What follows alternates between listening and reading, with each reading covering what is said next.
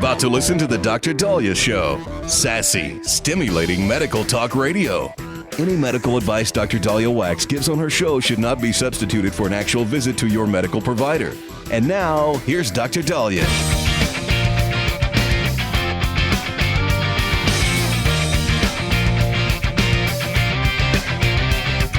All right. We are back on the Dr. Daliah Show. Thank you all for tuning in. 1-877-DOC-DALI, 1-877-DOC-DALI. So as you guys know, I'm a little mixed with the pharmaceutical company hunt and vilification as it pertains to our opioid epidemic. I'm mixed. On one end, yes, these companies sought profit, and they should have had a lot more caution and warnings and, worked with public health officials to ensure we wouldn't have a opioid crisis.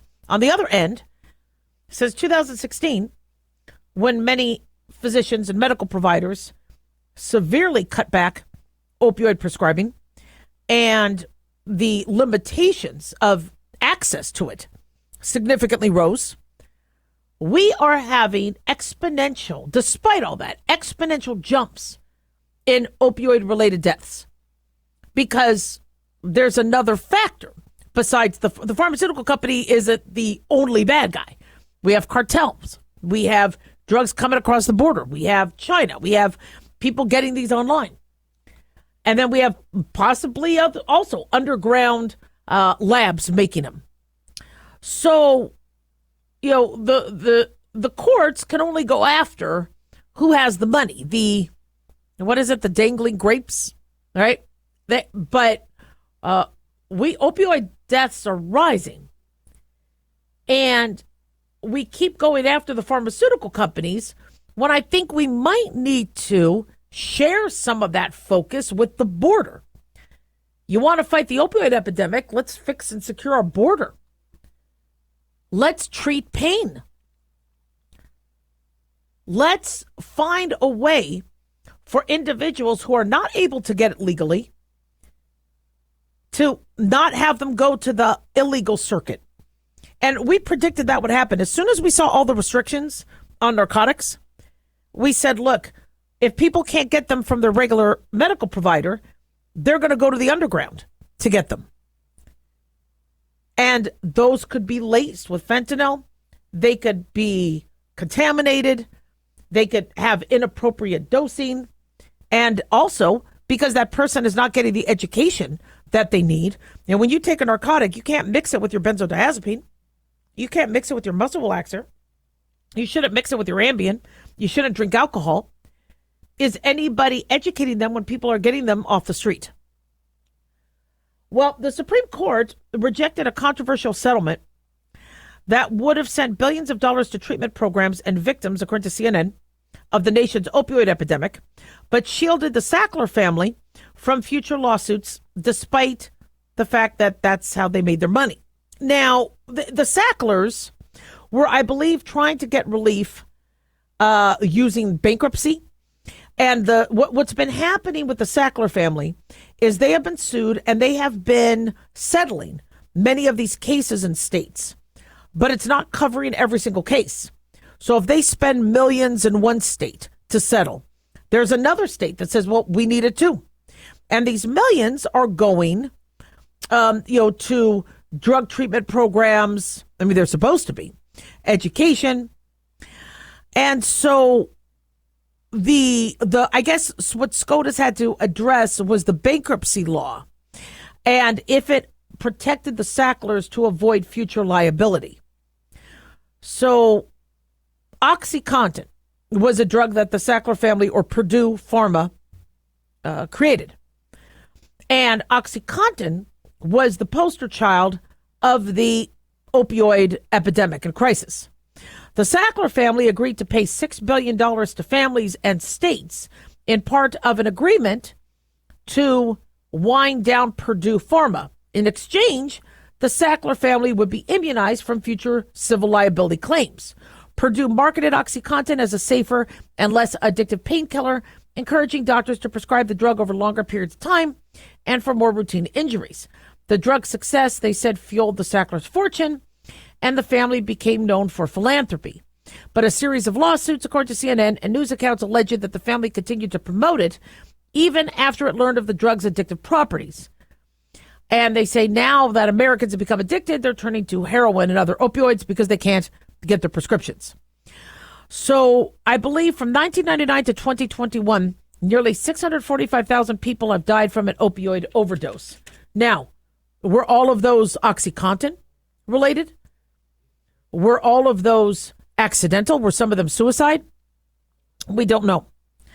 But Purdue said the ruling will require the company now to renew efforts to reach back out to the same creditors who have already proven they could unite to forge a settlement in the public interest and renew our pursuit of a resolution that delivers billions of dollars of value of opioid abatement and allows the company to emerge from bankruptcy as a public benefit company. So, here's where I am with all this. Okay, I just care about the patients. And when I see pharmaceutical companies, and trust me, other pharmaceutical companies are watching what's happening, and with the Sackler family and Johnson & Johnson and others who have been accused of causing the opioid crisis. I worry that no pharmaceutical company is even going to want to touch pain control. It takes a lot of guts. It takes cojones to make a drug that can be used by people who have stage 4 cancer, severe spinal stenosis, severe neuropathy, and to give that person relief when there can be side effects. And you see Pfizer is now being sued for side effects from the COVID vaccine.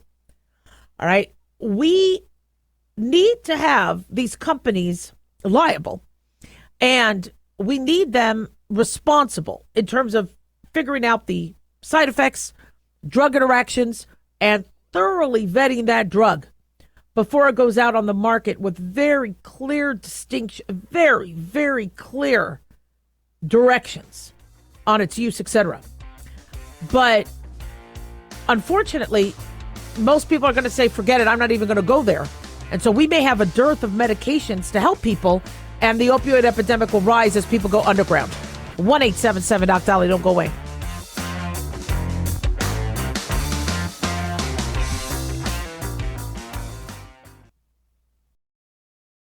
Let's see, if something costs less, but people are happier with it, that sounds like something to look into, and that's MediShare. Maybe you've heard switching to MediShare to pay for healthcare can save the typical family $500 a month, and that's huge, but it's also true that people are way more satisfied after making the switch, too. The customer satisfaction rate for MediShare is double that of the typical health insurance plan. Double. MediShare works. It's been around for more than a quarter century, and members have shared more than $3 billion of each other's bills. People love having telehealth and a huge nationwide PPO network. So, yeah, you can save a ton and like it better. Imagine being happy with how you're taking care of your health care. So if you're self-employed or part of the gig economy, or you just want a plan you're happy with, you can call right now and get a price within 2 minutes. A very, very smart use of 2 minutes. Here's the number you need. 855-SHARE-40. That's 855-SHARE-40. 855-SHARE-40. Hey guys, it's Dr. Daliah. Fantasy football season is coming, but sadly, too many of you are taking the bench while the country takes part in one of the most exciting and lucrative industries out there. Don't know how to play? Well, huddle up and listen. Paul Kalikas and I have written a fantasy football pocket guide for beginners. This book walks you through the basics and shows you how simple and lucrative joining or creating a fantasy football team can be. Read our fantasy football pocket guide for beginners found on Amazon, or follow the links on X and Facebook. That's Fantasy Football Pocket Guides for Beginners. Don't be left out. In a study, it was found that 33% of 44 herbal supplements had no trace of the advertised herb. Don't let that happen to you. Hi, this is Dr. Mitch. If you want to ensure quality, please go to TotalWellness.com. Supplements made for physicians, only now available to you too. TotalWellness.com, helping you to look good, feel good, and enjoy total wellness.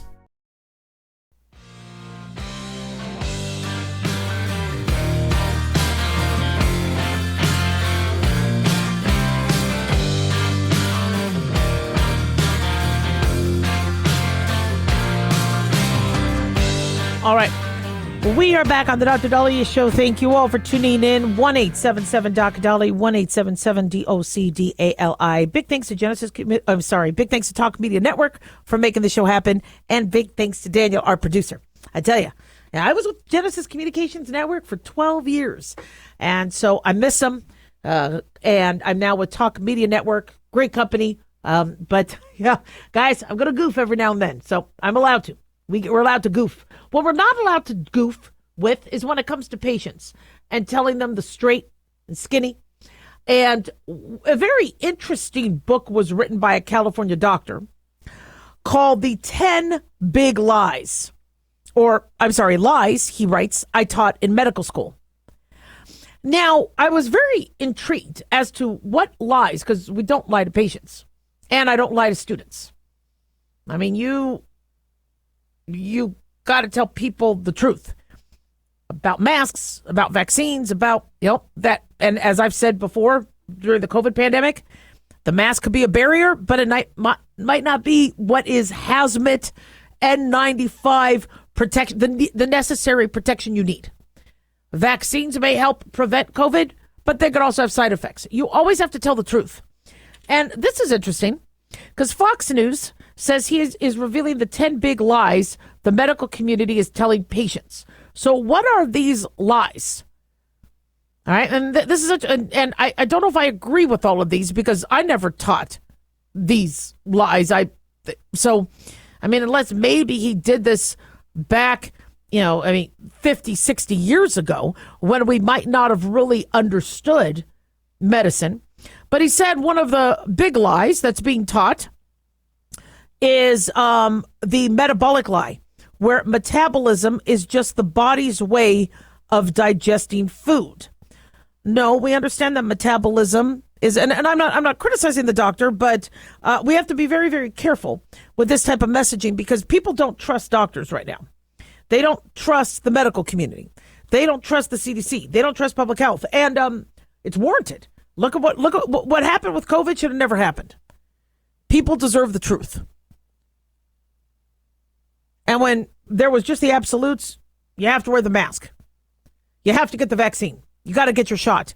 Without we understand there's pros and cons. Make an educated decision. That wasn't said. And that wasn't encouraged. We didn't allow patients to make their own decision. We just told them what to do. Patients don't like that. He says the obesity lie. To lose weight, just exercise more and eat less. Nope. We understand that weight and weight loss involves a lot more. Exercising more and eating less can help. But we understand there are some people who are always size 2s, no matter what they do. We understand that there's thyroid, there's hormones. So he said the diabetes lie. Sugar is harmless other than causing weight gain and tooth decay. No, we've also taught people that sugar can cause sticky blood vessels and plaques, affect your eyes, affect your kidneys, cancer, fuel cancer. The fatty liver lie, he says there's no treatment for non-alcoholic fatty liver disease was a lie we told. No, non-alcoholic fatty liver disease. Treatment is we have to decrease your visceral fat.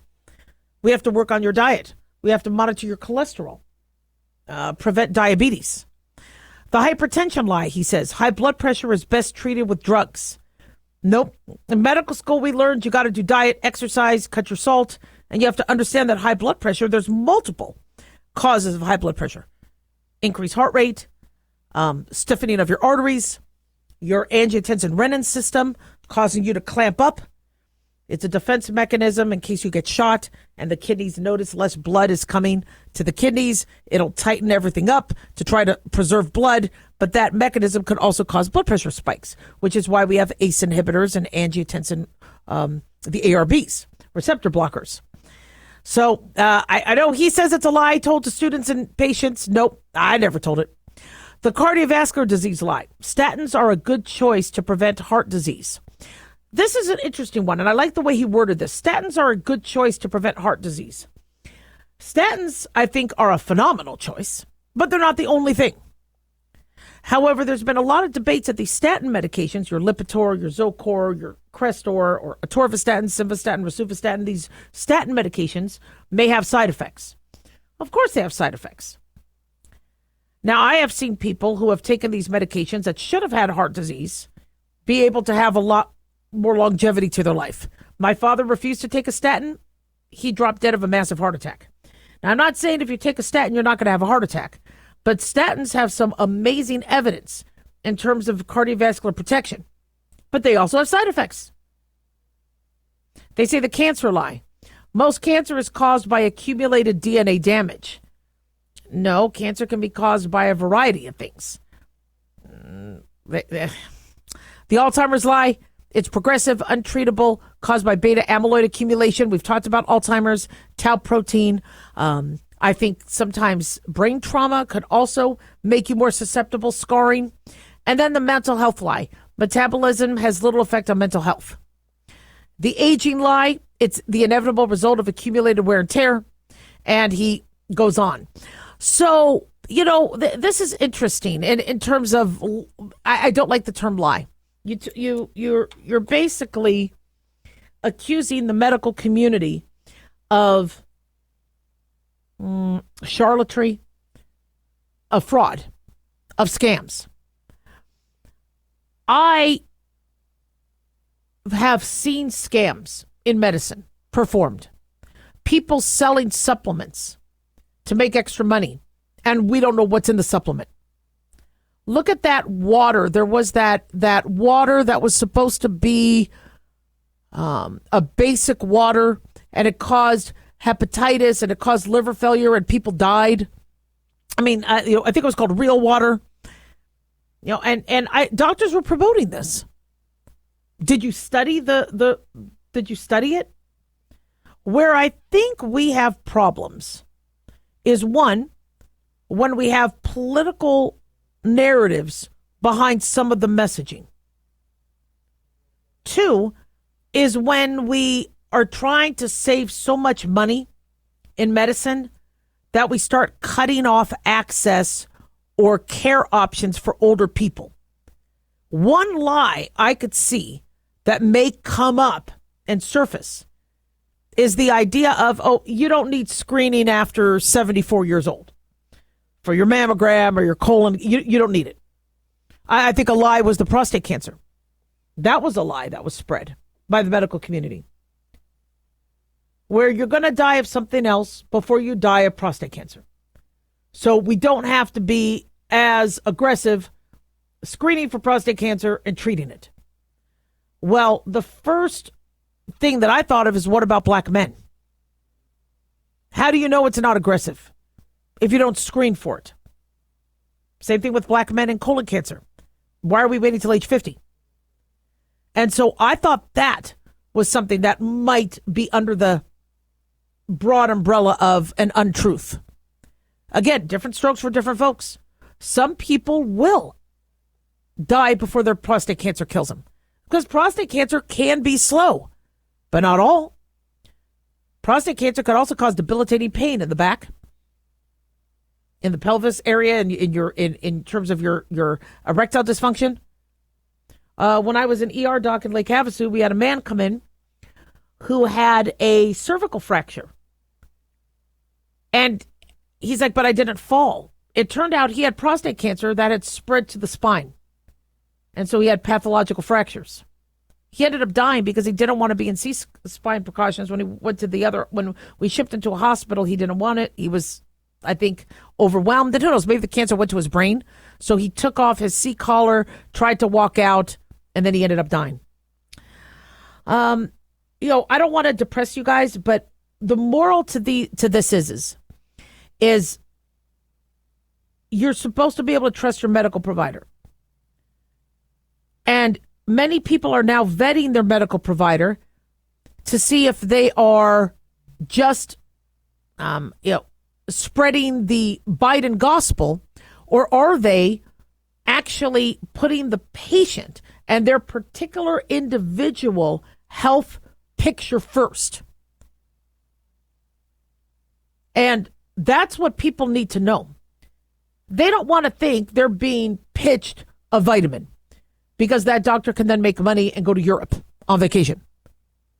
They don't want to be told to get a vaccine and not be educated on the side effects. Oh, you don't need to worry about the side effects. It's safe. The side effects are worse with COVID. Can we at least have a conversation about it? And so now that we have Google, now that we have doctors of differing opinions, patients are able to do a little bit more research, but they're still confused. 1-877-DOC-DALIAH.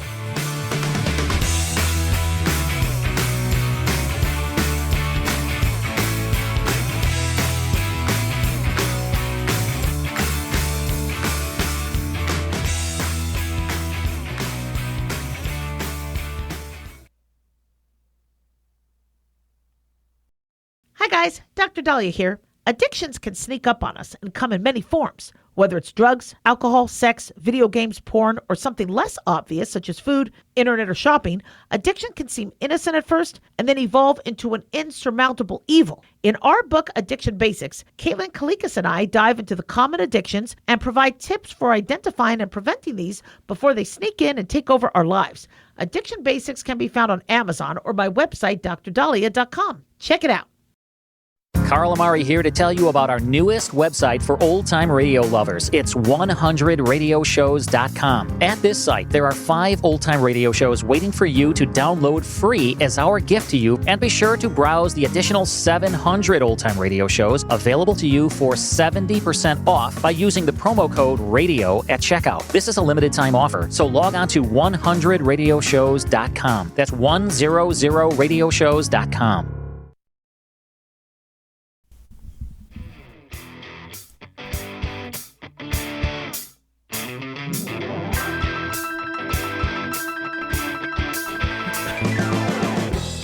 All right.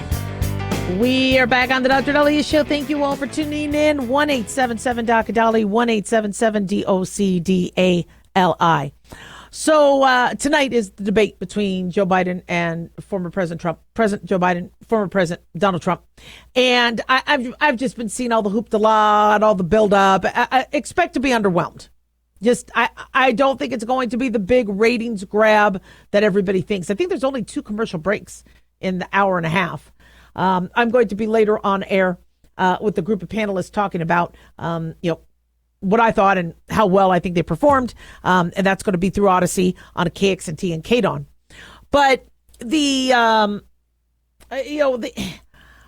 people are expecting fireworks. They're expecting such a showdown, like a UFC fight. And it's not going to happen. CNN is going to have it very, very structured. And this mic muting is going to play a real pivotal role. Now, somebody said that they might not mute the mics, that they might allow there to be a little bit more back and forth. But CNN has demonstrated they're going to be muting the mics. They're not there. There's going to be lights. They're going to make sure that the president doesn't go over, and the former president doesn't go over, etc.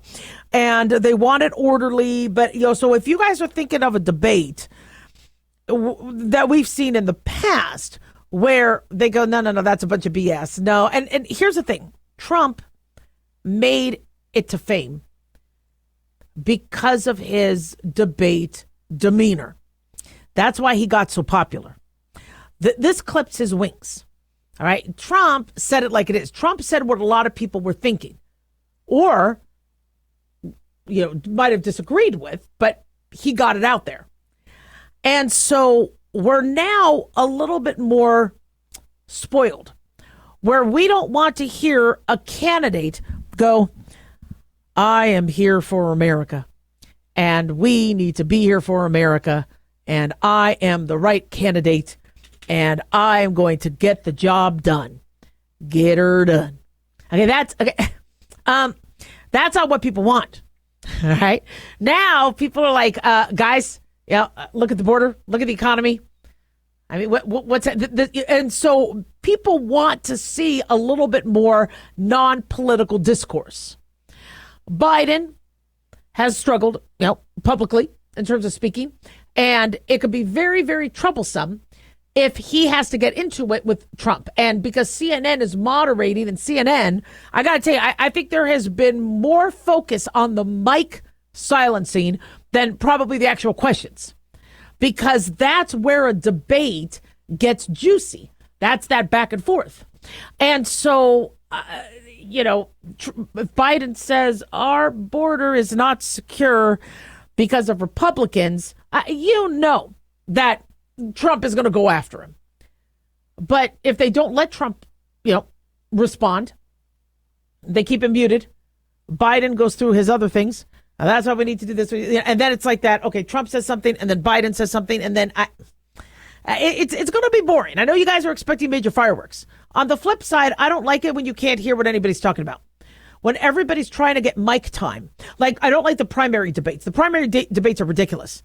Where you're trying to hear Beto O'Rourke over Kamala Harris. I mean, that Democratic primary debate stunk. The Republican primary debates, Nikki Haley, Vivek, it's just arguing. And if you don't get mic time, if you aren't aggressive, then you never get any headlines. I kind of like the one-on-one. But we already kind of know what everybody's going to say. That's why expect to be underwhelmed. Biden is going to call Trump a convicted felon. Trump is going to call Biden a cognitively deficited, dementia, worst president of America. They're going to say things that we've already heard a million times. The whole purpose of a debate, if you go back to what happened with Richard Nixon and JFK, was giving everybody that prism, that view, that bird's eye view, that lens of what they're not getting in the newspapers, what they're not getting on radio. And that's why it went so well for JFK, because when they compared the two, they were like, whoa. So that's what people are hoping happens with this debate, where when they see the stamina of one versus the stamina of another, or when they look at the calmness of one versus the more, chaos of the other, that they would say, oh, Biden's my man or Trump's my man. And no, I think most people already have an opinion. They have an opinion on the matter. And so, we have been missing up until now, both of them on the same stage. And that's why there will be ratings. That's why, a lot of people are going to be watching. But if you are expecting this to be like a Super Bowl, it's not going to be. They have to protect Biden. That CNN is not going to let Biden get eaten up by Trump, when we know Trump could do that. And so we're thinking a debate is going to be, all right, guys, abortion, go at it. Economy, go at it. Economy, go. Now, instead, they're very carefully worded. If you got another 4 years, what would be your first thing that you would do to help control climate change? And so then he will have to respond, as opposed to, guys, is climate change a priority or not? And if it is a priority, what are you going to do about it? Now, or what if you can do anything about it? What are you going to do in terms of pollution, or in terms of, I think the questions, even though they're very, very important, should be more general. The average politician doesn't need to be hand-fed the question. And that's what we're going to see. We're going to see a lot of hand feeding. It's also, do you also notice that the moderators preface their questions like with the big paragraph? Because they want airtime also. Remember, this is CNN, whether it's Fox, whether it's MSNBC. All right. They want people to know that it's CNN. All right. They're spending a lot of money on this, and they want to make money, and they want people to go there for election news. So they are going to be taking advantage of the spotlight. So I expect long-winded questions, to give them airtime. I think it's a game. I've been watching this, having a PR and marketing background. I see a lot of mistakes both camps are making. And I just worry that the buildup for the debate is just too much.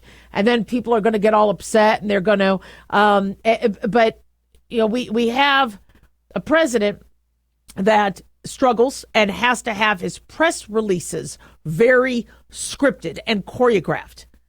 And we keep hearing him say, I'm not allowed I can't take, I'll see if they let me. I don't know if they're going to let me. Who's they? Should they be on the debate stage with them? We also have Trump, who loves to, insult people and get personal. And, that might have worked in the beginning, when he was making fun of Rand Paul and people gave him attention. But what people need right now out of Trump is, what are you going to do we might be going into World War III. What are you going to do about China? What are you going to do about Russia? What are you going to do about the Middle East? What are you going to be doing about the anti-Semitism that is pervading campuses and pervading streets? What are you going to do about our hostages? I'd like to see that question. I'd like to see Biden and Trump answer, what are you going to do to get our American hostages out of Gaza? We still have, this is a hostage crisis. Is anybody going to do anything? What are you going to do about our flailing healthcare system? What are you going to do about Medicare? What are you going to do about Social Security? You don't have to preface it with a big paragraph. We know there's issues. What are you going to do about the border? They're going to say, you have allowed this and this and this, and this has been so wonderful, but, we have to tweak a couple things. What would you like to improve on? Honestly, part of me really wonders if I should I need to see the second House of Dragon episode. Part of me thinks I should see that and maybe just tape the debate. I'm sorry. I've just really seen all this hype. It's not Super Bowl, people, but hopefully we'll get some real important questions answered. 1-877-Daliah, don't go away.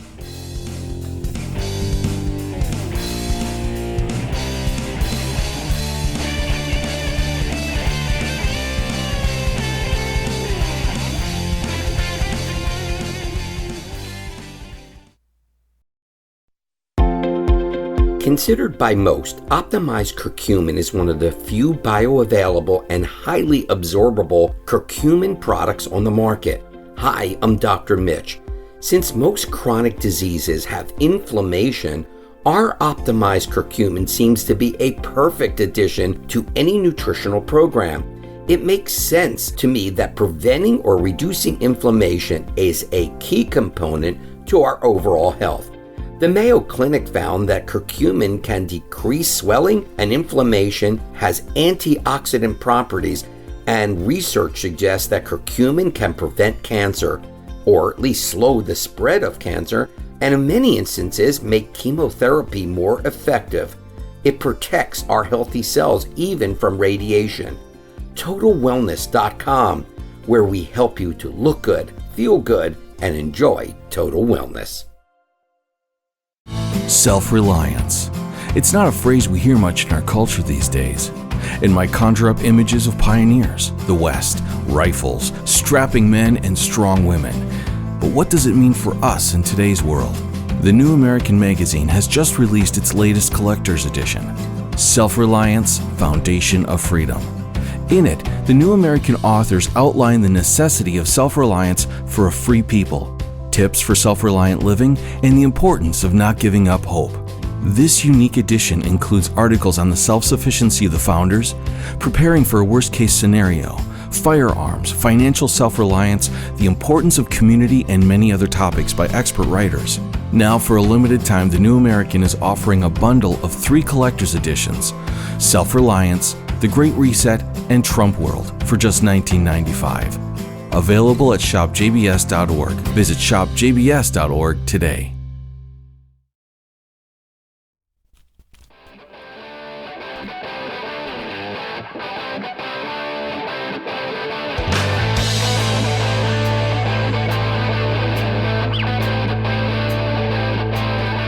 All right. We are back on the Dr. Daliah Show. 1-877-Daliah, 1-877-DOCDALI. So, when you watch this whole Ben Affleck, Jennifer Lopez drama, I like to give celebrities their privacy, and it's not easy being a celebrity, doing nude scenes with people, and it's obviously there's a lot of pressures. Not to mention you're surrounded by really good-looking people. It's not. They probably don't have it very easy. But I don't usually really comment on a lot of that. Let the celebrities have their privacy. But boy, are people intrigued by this whole Ben Affleck, Jennifer Lopez issue, where they were together, then they split. And then all of a sudden they had a whirlwind renewal of the romance and got married. And now we're being told that they're separating or splitting. And although I think Jennifer Lopez still wears her wedding ring, I don't know. And again, I'm not here to talk about that. I'm always intrigued by what listeners and viewers are psychologically entranced by. And I think it's not so much that Ben Affleck is their favorite actor or Jennifer Lopez is their favorite entertainer. It's that they did what many of us have contemplated doing. They got back together with their ex. And is that a good decision or a bad decision? Have any of you ever gotten back together with an ex, and did that work out? 1-877-DOC-DALI, 1-877-DOC-DALI. I have had exes. I've only been married once, and that's all I plan to be. Never marry again. My husband's amazing. Hope he never leaves me. But previous boyfriends have come back into my life before I got married.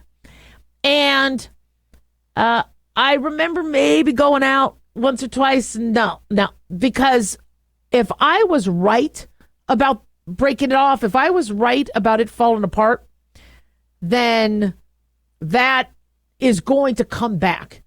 If I think somebody's a cheater, if I think somebody is abusive, if I think somebody is creepy, I don't think those things are going to change. And so for me, and maybe it's because I'm in the health sciences and I can see what's environmental and transient versus what is ingrained. And when you see people have ingrained behaviors that, and you think that's going to bug you and come back, you need to be aware. The big mistake people make is, well, they changed. That person changed. He's not a skirt chaser anymore. Maybe they're not. Maybe they learned the lesson. I do think people can change. I think people can rehabilitate.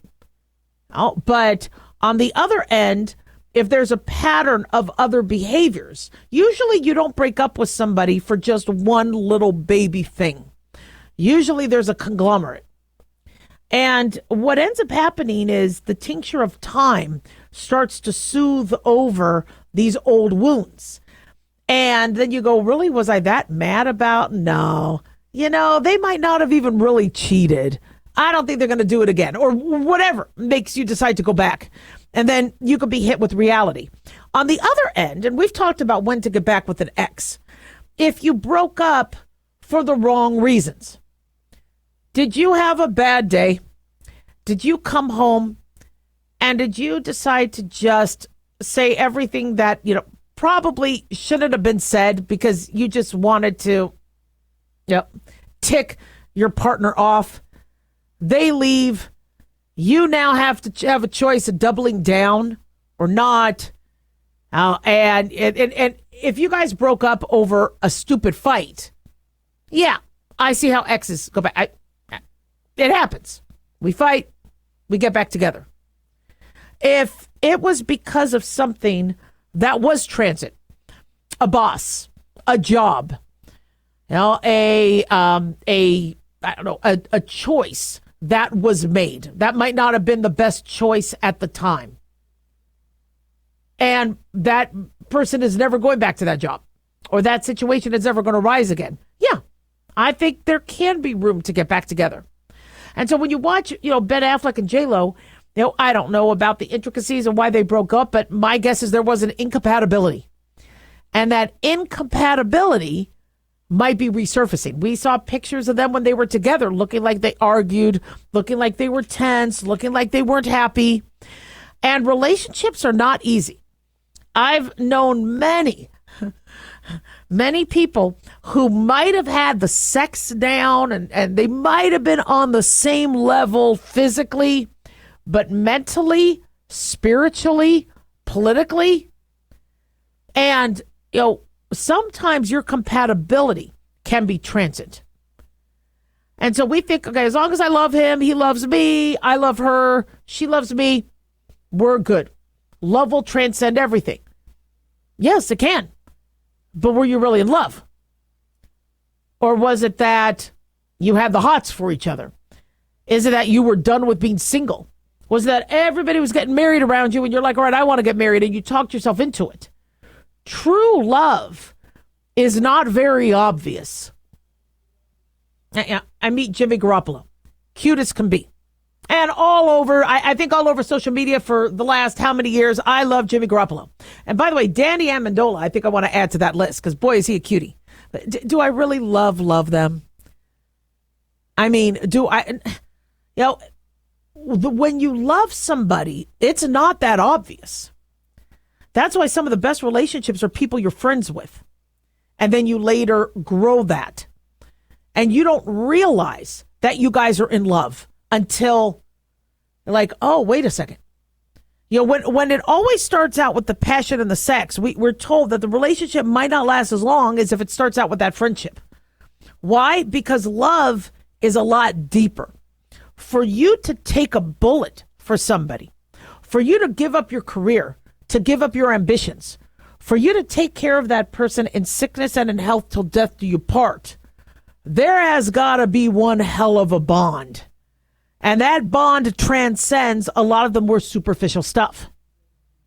And so if you really loved your ex, I mean, just, you've never been able to love anybody but them. And you really think it was a mistake for those one or two things to cause that breakup, then I think it could work. But what I recommend for anybody that is going to go back to their ex, get some therapy, couples therapy. Everybody thinks couples therapy are for couples who are in trouble. I think couples therapy should also be used for people about to engage on a long-term relationship with a couple. Many couples don't know how to fight. I had to teach my husband how to fight. Right? I mean, he might know how to, fight in terms of in an alley. He may know physical fights, how to do that. But in terms of marriage fights, I'm like, you don't have to throw grenades. If you want to, convey something to me, a BB is fine. You don't have to, because, when we would fight, he would, because I'm pretty good at saying things and hitting things where they need to be hit. And in terms of, there's the situation. And then the more calm I get, the more mad he would get. So he would throw all his artillery and then he would run out of things to say. And then I'm like, here's the thing. You didn't have to go there. It didn't have to be a nuclear war. All we were doing was talking about this. And I get you were grumpy. It's okay. I'm not mad at you. I'm not going to take what you said seriously. I'm not going anywhere. But we don't always have to go to the nukes. Okay? When we play chess, we could start with our pawn. Right?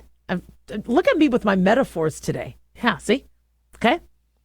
So, I think a couples counselor can teach you that. What made you guys break up? Well, so-and-so cheated. Okay, let's talk about that. Or so-and-so hit me. By the way, never get back with an ex that hit you. Anybody who was abusive to you, no, because that could be ingrained. But if it was something so stupid, well, he wanted to move, I didn't want to move, that could be addressed. 1-877-Daliah, don't go away.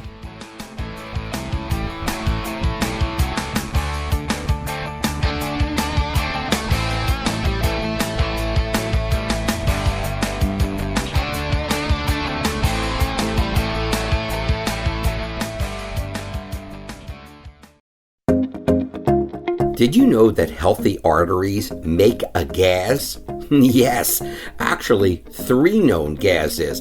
Hi, I'm Dr. Mitch, and nitric oxide is a gas that's readily made all day long to keep our arteries open by relaxing the blood vessel walls.